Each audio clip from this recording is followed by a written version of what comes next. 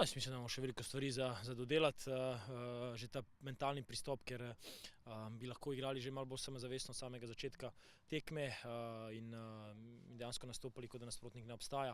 Ampak kljub temu, z vidika kemije za ekipe, da se malce povežemo, je ta zmaga kar pomembna, da smo mogoče pretrpeli neke momente težke, ker so oni imeli malo pobudo, skupaj pa nismo prejeli zadetka, to je zelo, zelo pomembno.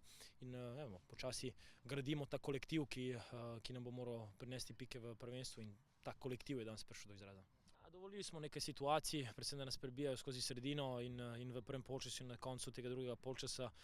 Tukaj moramo mogoče malo bolje funkcionirati, malo bolj kompaktno. Smo pa dobro reševali, tudi ko so bile pozicije dosti odprte, smo ustrezno reagirali, pustili nekaj malih priložnosti, ki jih niso realizirali. Je pa res, da smo si premalo ustvarili situacij v fazi napada. In moramo bolj samozavestno nastopati, kar zmoremo. Smo imeli momente, kjer dejansko smo lahko držali žogo, kjer smo se dobro odpirali in moramo to več delati in si upati igrati.